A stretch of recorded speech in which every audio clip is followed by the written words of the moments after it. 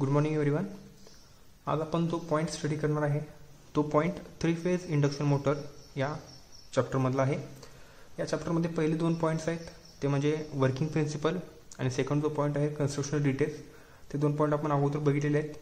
त्यातला जो third point असणार आहे रोटर क्वांटिटीज, तो पॉईंट आपण स्टडी करणार आहे. ठीक आहे.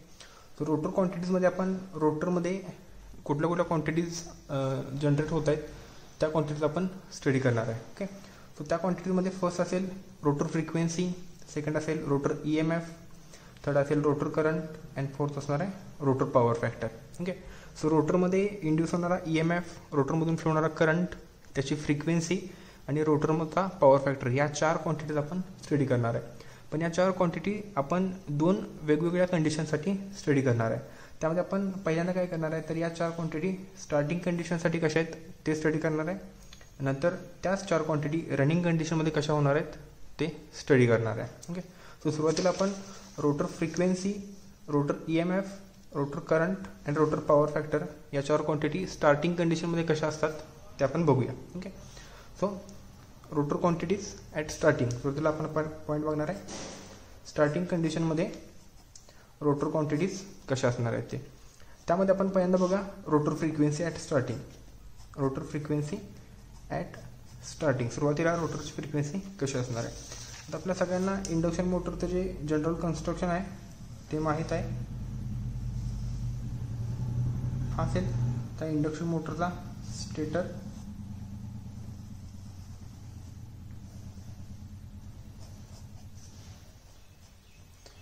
ह्या स्टेटरच्या आतमध्ये इथं इनवर्ट डायरेक्शनमध्ये इनर पेरिफेरीवरती पोल्स माउंट केलेले असतात आणि या पोलवरती वाइंडिंग माउंट केलेलं असतं.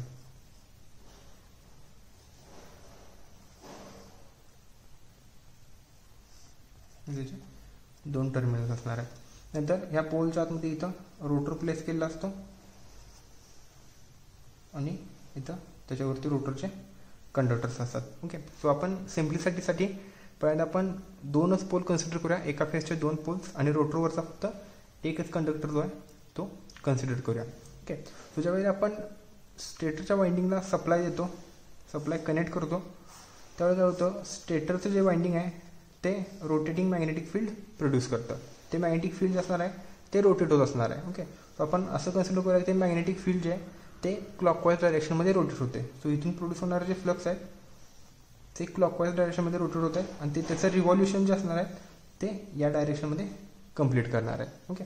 सो हा जर रोटरचा कंडक्टर असेल आणि तो जर स्टेशनरी असेल, पूर्णपणे थांबला असेल, तर काय होणार आहे ज्या वेळेला स्टेटरचं मॅग्नेटिक फील्ड हे एक रिव्हॉल्युशन कंप्लीट करेल त्यावेळेला काय होणार आहे त्या कंडिशनला ह्या रोटर कंडक्टरपासून 2 पोल्स जे असणार आहेत ते पास होणार आहे. ओके. सो तुम्ही कन्सिडर करण्यासाठी असं अज्युम करा की हा स्टेटरचा नॉर्थ पोल आहे, हा स्टेटरचा साऊथ पोल आहे आणि या पोलमुळे प्रोड्यूस होणारं मॅग्नेटिक फील्ड जे आहे ते रोटेट होते. सो तुम्ही अज्युम करताना असं करा हे जे पोल्स आहेत ॲक्च्युली हे पोल्सच रोटेट होत आहेत असं अज्युम करा. सो ज्या वेळेला ह्या रोटेटिंग मॅग्नेटिक फील्डचं एक रिव्हॉल्युशन कंप्लीट होईल, कधी कंप्लीट होईल ज्या वेळेला हा नॉर्थ पोल जो आहे तो इथून पास होऊन नंतर इथे येणार आहे त्यावेळेला. ओके. सो ज्या वेळेला 1 रिव्हॉल्युशन कंप्लीट होणार आहे, सो आपण पहिल्यांदा मी तुम्हाला त्याची एक हाफ डायरेक्शन दाखवतो.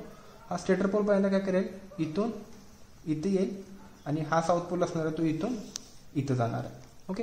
हा साऊथ पोल इथून जाताना या कंडक्टरपासून पास होणार आहे. सो कंडक्टरला आता फक्त साऊथ पोल पास झालेला आहे. नेक्स्ट म्हणजे इथं साऊथ पोल येणार, नंतर इथं हा वरचा इथं नॉर्थ पोल येणार आहे. आता हाफ रिव्हॉल्युशन कंप्लीट झालेलं आहे. फुल रिव्हॉल्युशनसाठी काय होणार आहे नंतर इथं होणार जो नॉर्थ पोल असणार आहे तो इथून वरती जाईल आणि इथला जो क्रिएट झालेला साऊथ पोल आहे तो इथून खाली येणार आहे. ओके. सो नॉर्थ पोल इथून वरती जात असताना या कंडक्टरला तो लिंक होणार आहे. ओके. सो ज्यावेळेला रोटेटिंग मॅग्नेटिक फील्डचं एक रिव्हॉल्युशन कंप्लीट होते असं आपण म्हणणार आहे त्यावेळी ॲक्च्युली काय होणार आहे तर या रोटर कंडक्टरपासून 2 पोल जे असणार आहेत ते पास होणार आहे. ओके.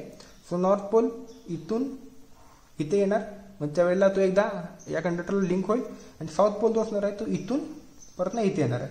सो त्यावेळेला साऊथ पोल एकदा लिंक होणार आहे. ओके. किंवा पास होणार आहे.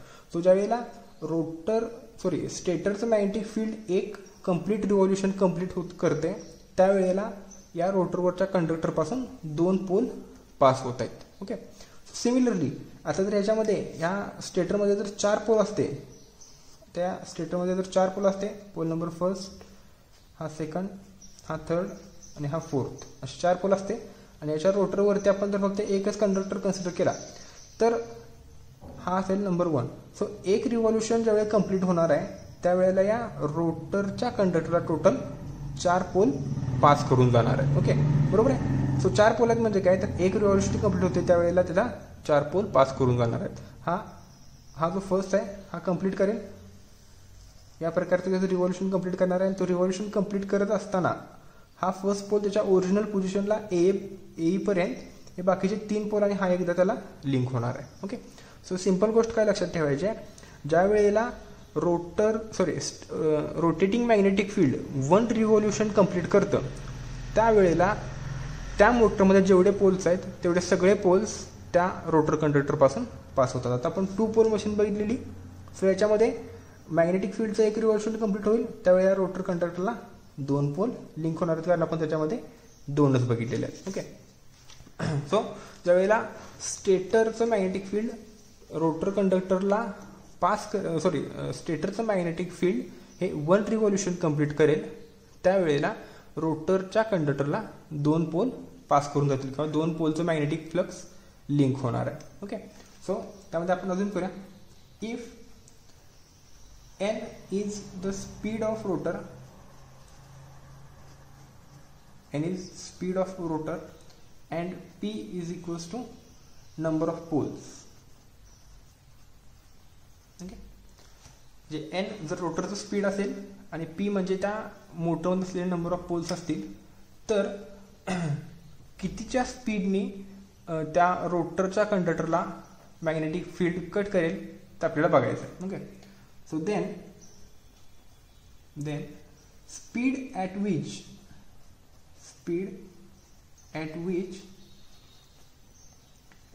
magnetic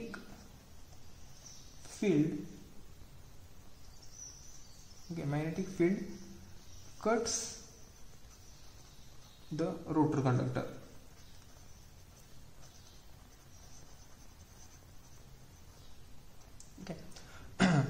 म्हणजे आपण 2 क्वांटिटीज अजून केल्या. n म्हणजे रोटरचं स्पीड आहे, p म्हणजे नंबर ऑफ पोल्स आहेत. आता आपल्याला बघायचं आहे की स्टेटरकडून प्रोड्यूस झालेलं जे रोटेटिंग मॅग्नेटिक फील्ड आहे ते मॅग्नेटिक फील्ड कितीच्या स्पीडने रोटरच्या कंडक्टरला लिंक होते किंवा रोटेटिंग मॅग्नेटिक फील्ड हे रोटर कंडक्टरला लिंक होताना त्याचं स्पीड किती असणार आहे. आता आपल्याला माहिती आहे मॅग्नेटिक फील्डचं स्पीड असतं, रोटेटिंग मॅग्नेटिक फील्डचं जे स्पीड असणार आहे ते स्पीड असतं ns. रोटेटिंग मॅग्नेटिक फील्ड हे सिंक्रोनस स्पीडने फिरत असतं आणि रोटरचं जे स्पीड असणार आहे, रोटरचं स्पीड हे आपण इंडिकेट करतो n किंवा nr, दोघांपैकी कुठलीही एक क्वांटिटी यूज केली तरी चालू शकते. ओके, आपल्याला बघायचं आहे speed at which magnetic field cuts the rotor conductor. Magnetic field कितीच्या स्पीडने रोटरच्या कंडक्टरला लिंक होणार आहे. सो आपण काय करणार, सिंक्रोनस स्पीड किती आहे म्हणजे रोटेटिंग मॅग्नेटिक फील्डचं स्पीड किती आहे मायनस रोटरचं स्पीड किती आहे हे आपण कॅल्क्युलेट करणार. सो आपण ते कसं कॅल्क्युलेट करू शकतो तर त्याचा फॉर्म्युला असणार आहे ns minus n. Okay, so ह्याचं एक तुम्हाला मी एक्झाम्पल सांगतो. जर सिंक्रोनस स्पीड हे 1500 RPM फिरत असेल म्हणजे रोटेटिंग मॅग्नेटिक फील्ड हे 1500 RPM फिरत असेल आणि आपला रोटर जर 1000 RPM फिरत असेल. ओके, सो दोघांमध्ये डिफरन्स किती येणार आहे 500 RPM, बरोबर आहे. सो 500 RPM हे स्पीड असणार आहे, त्या स्पीडने मॅग्नेटिक फील्ड रोटर कंडक्टरला लिंक होत असणार आहे. आता ह्याचं एक्सप्लेनेशन काय सांगता येईल तर मॅग्नेटिक फील्ड आहे, हा स्टेटर आहे, थोडा मोठा ड्रॉ करतो, हा स्टेटर आहे, इथं पोल आहे, इथे एक पोल आहे आणि इथून प्रोड्यूस होणारा मॅग्नेटिक फील्ड हे 1500 RPM फिरते आणि याच्या आतमध्ये जो रोटर आहे तो 1000 RPM फिरतोय, बरोबर आहे. दोघं पण एकाच डायरेक्शनमध्ये फिरत आहेत. सो ह्या दोघांमधला जो स्पीडचा डिफरन्स आहे त्या स्पीडने मॅग्नेटिक फील्ड रोटर कंडक्टरला लिंक होत असणार आहे. Okay, so speed at which magnetic field cuts the rotor conductor is equals to ns minus n, म्हणजे रोटेटिंग मॅग्नेटिक फील्डचं स्पीड मायनस रोटरचं ॲक्च्युअल स्पीड असणार आहे. ओके, देन नेक्स्ट पुढचा पॉईंट आपण बघणार आहे तो असणार आहे number of cycles of rotor EMF per revolution of magnetic field. म्हणजे मॅग्नेटिक फील्डचं जर एक रिव्हॉल्युशन कंप्लीट झालं तर रोटर कंडक्टरमध्ये जो EMF इंड्यूस होणार आहे त्याच्या किती सायकल्स कंप्लीट होतील ते. आता मी तुम्हाला सांगितलं की ज्या वेळेला मॅग्नेटिक फील्ड हे एक रिव्हॉल्युशन कंप्लीट करतं त्यावेळेला रोटरच्या कंडक्टरला किती पोल पास होतात, तर 2 पोल पास होतात, जर ती 2 पोल मशीन असेल तर. ओके, सिम्पलमध्ये सांगतो आणखी आता. मोटरमध्ये फक्त 2च पोल आहेत असं अज्युम करा आणि तुम्ही त्या मोटरला सप्लाय दिलेला आहे. सप्लाय दिल्यानंतर रोटेटिंग मॅग्नेटिक फील्ड प्रोड्यूस होणार आहे. ज्या वेळेला त्या रोटेटिंग मॅग्नेटिक फील्डचं एक रिव्हॉल्युशन कंप्लीट होईल त्यावेळेला रोटरला लिंक होणारे जे पोल्स असणार आहेत किंवा रोटरला लिंक होणारे जे फ्लक्स असणार आहे ते एकदा साऊथ पोलचं लिंक होईल आणि एकदा नॉर्थ पोलचं लिंक होणार. ओके, म्हणजे मगाशी सांगितल्याप्रमाणे मोटरमध्ये फक्त 2च पोल आहेत आणि तुम्ही सप्लाय दिलेला आहे. तुम्ही सप्लाय दिल्यानंतर रोटेटिंग मॅग्नेटिक फील्ड प्रोड्यूस होणार आहे. त्या मॅग्नेटिक फील्डची ज्या वेळेला एक रिव्हॉल्युशन कंप्लीट होणार आहे त्यावेळेला रोटरच्या कंडक्टरपासून 2 पोल पास होणार आहेत आणि प्रत्येक पोल जर फाय एवढं फ्लक्स प्रोड्यूस करत असेल तर रोटर कंडक्टरला 2φ एवढं फ्लक्स लिंक होणार आहे. ओके, सो मी तो पॉईंट लिहितो इथं. Number of cycles of rotor EMF per revolution of rotating magnetic field. म्हणजे रोटेटिंग मॅग्नेटिक फील्डचं जर एक रिव्हॉल्युशन कंप्लीट झालं तर रोटर कंडक्टरमध्ये इंड्यूस होणारा EMF आहे त्याच्या किती सायकल्स कंप्लीट होतील. ओके, सो तुम्ही ते कसं कन्सिडर करायचं, तुम्ही कसं करणार आहे. मॅग्नेटिक फील्ड जे फिरते 1500 RPM हा स्टेटर आहे. मॅग्नेटिक फील्ड हे 1500 RPM फिरते. ह्याच्यामध्ये जो रोटर आहे तर रोटरच्या कंडक्टरमध्ये जो EMF इंड्यूस होणार आहे, EMF म्हणजे काय तर व्होल्टेज. सो EMF इंड्यूस होणार आहे त्या EMFच्या किती सायकल्स कंप्लीट होतील. ही सायकल आपल्याला माहिती आहे, ही पॉझिटिव्ह सायकल असणार आहे, ही निगेटिव्ह सायकल असणार आहे. पॉझिटिव्ह आणि निगेटिव्ह ह्या 2 सायकल मिळवलं तर आपली एक कंप्लीट सायकल तयार होणार आहे. ओके, सो आपण अज्युम करूया की स्टेटरवरती 2च पोल आहेत. स्टेटरवरती 2च पोल आहेत. ज्या वेळेला त्या रोटेटिंग मॅग्नेटिक फील्डचं एक रिव्हॉल्युशन कंप्लीट होणार आहे त्यावेळेला ह्या रोटरच्या कंडक्टरला 2 पोल लिंक होणार आहेत. बरोबर आहे. सो 2 पोल लिंक होणार आहेत म्हणजे काय तर एक पोल असणार आहे तो पॉझिटिव्ह सायकल प्रोड्यूस करेल, दुसरा असणार आहे तो निगेटिव्ह सायकल प्रोड्यूस करणार आहे. म्हणजे काय तर रोटेटिंग मॅग्नेटिक फील्डचं एक रिव्हॉल्युशन झालं, रोटेटिंग मॅग्नेटिक फील्डचं एक रिव्हॉल्युशन झालं की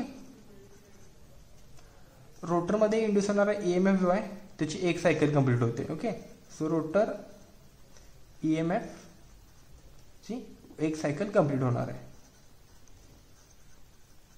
complete 1 cycle. Okay, so rotating magnetic फील्डचं एक रिव्हॉल्युशन कंप्लीट झालं की रोटरमध्ये जो EMF इंड्यूस होतोय त्याची एक सायकल कंप्लीट होते. हे कशासाठी तर 2 पोलच्या मशीनसाठी. Okay, so number of cycles of rotor EMF per revolution of rotating magnetic field ते कसं कॅल्क्युलेट करू शकतो तर त्याचा फॉर्म्युला आहे P/2 म्हणजे किती नंबर ऑफ पोल्स आहेत डिवाइड बाय 2. आता आपण बघितलं की 2च जर स्टेटरवरती पोल असतील तर काय होतं, स्टेटरवरती जर 2च पोल असतील तर काय होतं तर RMFचं एक रिव्हॉल्युशन झालं, रोटेटिंग मॅग्नेटिक फील्डचं एक रिव्हॉल्युशन झालं की रोटरमध्ये EMFची एक सायकल कंप्लीट होते. ओके, सो आपण याच्यामध्ये व्हॅल्यू सबस्टिट्यूट केली P/2. आता P आपण 2 घेतलेला, सो 2/2 म्हणजे 1. म्हणजे रोटेटिंग मॅग्नेटिक फील्डचं एक रिव्हॉल्युशन कंप्लीट झालं की रोटर EMFची पण एक सायकल कंप्लीट होणार आहे. आता या ठिकाणी जर त्या मशीनमध्ये 4 पोल असतील, सुरुवातीचे 2 आणि हे 2 टोटल 4 पोल असतील तर P ची व्हॅल्यू 4 येणार डिवाइड बाय 2 म्हणजे 2. ओके, सो ज्या वेळेला स्टेटरवरती 4 पोल असतील त्यावेळेला रोटेटिंग मॅग्नेटिक फील्डचं एक रिव्हॉल्युशन कंप्लीट झालं की रोटर EMFच्या अशा 2 सायकल्स कंप्लीट होणार आहेत इथंपर्यंत. ओके, सो ही एक सायकल आणि ही एक सायकल, अशा 2 सायकल कंप्लीट होणार आहेत. सो तेच आपण बघतोय की number of cycles of rotor EMF per revolution of rotating magnetic field त्याचा फॉर्म्युला आहे P/2. ओके,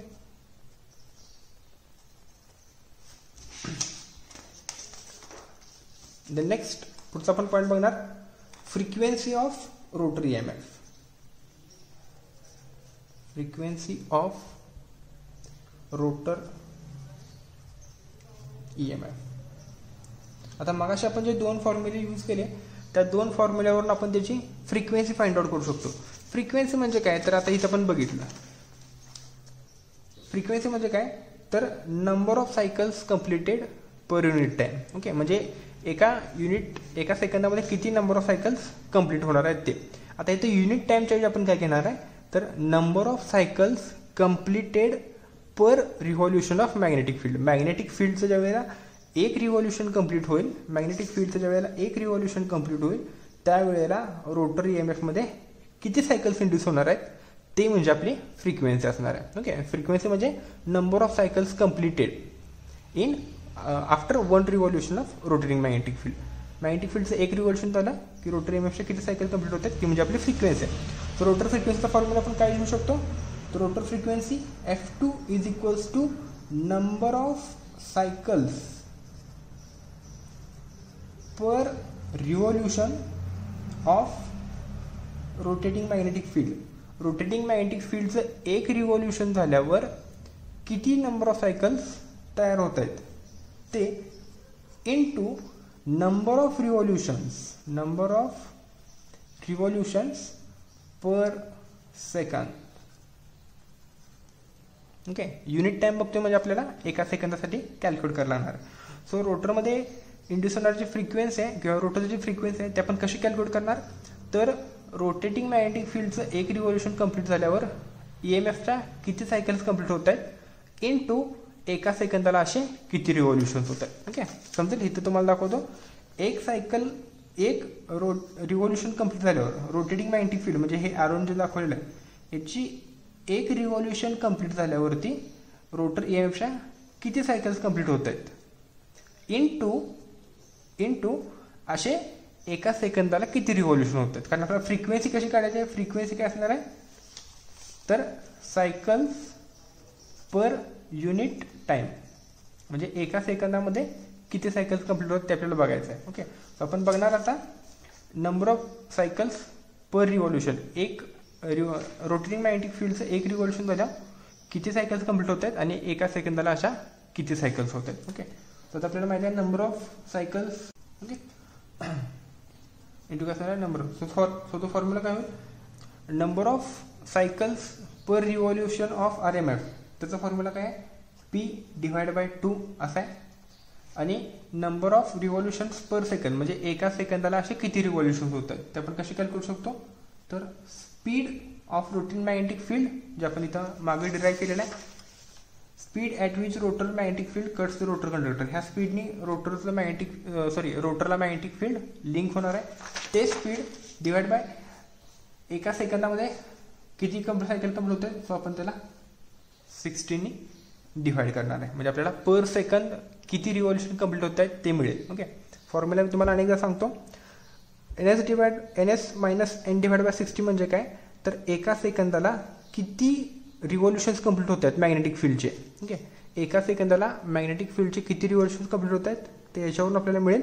आणि एका रिव्हॉल्युशनमध्ये किती सायकल्स जनरेट होत आहेत EMFच्या एका रिव्हॉल्युशनमध्ये किती सायकल जनरेट होत आहेत ते आपल्याला या फॉर्म्युल्यावरून मिळेल. आता दोघांचं डायरेक्ट मल्टिप्लिकेशन केल्यावर आपल्याला फॉर्म्युला मिळेल P/NS मायनस N. न्यूमरेटर आहे असा आणि डिनॉमिनेटरला मल्टिप्लिकेशन केल्यावरती 120 मिळेल. आता या ठिकाणी एक पॉईंट लक्षात घ्यायचा आहे. आपण आता कुठली कंडिशन बघतोय तर rotor frequency at starting. So स्टार्टिंगला रोटरचं स्पीड जे असतं ॲट स्टार्टिंग रोटरचं स्पीड असतं N ते असतं 0. ओके, सो ह्या Nची व्हॅल्यू आपण 0 टाकणार सो आपल्या फॉर्म्युला मिळेल P/NS डिवाइड बाय 120. आपल्या फॉर्म्युला मिळाला rotor frequency of rotor EMF. रोटरची फ्रिक्वेन्सी किती असणार आहे तर P/NS डिवाइड बाय 120 एवढी असणार आहे. आता नंतर याच्यामध्ये आपल्याला आणखीन एक फॉर्म्युला माहिती आहे. ऑल्सो वी नो दॅट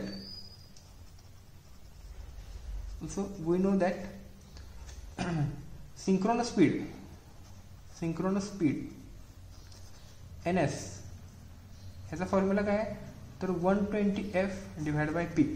आता हा जर फॉर्म्युला पण एफसाठी रिअरेंज केला, एफसाठी लिहिला तर काय होणार आहे, हा जो पी असणार आहे तो लेफ्ट हँड साईडला जर आपण शिफ्ट केला, इथं डिवाइड आहे सो इकडे शिफ्ट केल्यानंतर तो मल्टिप्लाय होणार. सो फॉर्म्युला काय राहील, पी इंटू एन एस आणि या साईडला 120F आहे असं. आता हे 120 पण मी जर या साईडला शिफ्ट केलं, इथं मल्टिप्लाय आहे सो इकडे केल्यानंतर ते डिवाइड होणार. सो फॉर्म्युला काय होणार, P into N S divide by 120 is equals to F. Okay.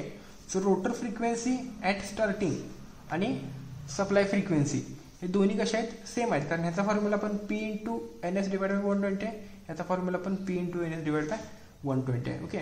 So we can write F2 rotor frequency is equals to supply frequency. Okay. So आपलं एक कन्क्लुजन आहे, at starting rotor frequency equals to supply frequency म्हणलं तरी चालेल किंवा stator frequency म्हटलं तरी चालेल. असणार आपला फर्स्ट कन्क्लुजन रोटर फ्रिक्वेन्सीसाठी. ओके. याच्यामध्ये थोडं जास्त कॉम्प्लिकेशन्स काय नाहीत, फक्त आपण काय करणार आहे तर एका सेकंदामध्ये रोटेटिंग मॅग्नेटिक फील्डचे किती रिव्होल्युशन्स कंप्लीट होत आहेत हे पहिल्यांदा कॅल्क्युलेट करणार आणि रोटेटिंग मॅग्नेटिक फील्डचं एक रिव्होल्युशन झाल्यावर रोटर EMF मध्ये किती सायकल जनरेट होत आहेत हे आपण करणार आहे आणि त्या दोघांचं मल्टिप्लिकेशन करणार आहे. ओके. फ्रिक्वेन्सी म्हणजे काय तर number of cycles completed per unit time, एका सेकंदामध्ये किती सायकल्स कंप्लीट होत आहेत. सायकल्स म्हणजे सगळ्यांना माहीत आहे ही असते एक सायकल, इथून ही पुढची दुसरी सायकल. ओके. सो एका सेकंदामध्ये असे किती सायकल्स तयार होत आहेत ती सायकल म्हणजे आपली फ्रिक्वेन्सी असणार आहे. सो ते आपण कसं कॅल्क्युलेट करणार तर एका सेकंदामध्ये RMSचे किती रिव्होल्युशन्स कंप्लीट होत आहेत हे पहिल्यांदा कॅल्क्युलेट करणार आणि नंतर एका रिव्होल्युशनमध्ये अशा किती सायकल्स तयार होत आहेत ते कॅल्क्युलेट करणार आणि दोघांचं मल्टिप्लिकेशन करणार आहे. ओके. सो त्याच्यावरून आपल्याला हा मिळेल rotor frequency at starting condition F2 is equals to F. Thank you.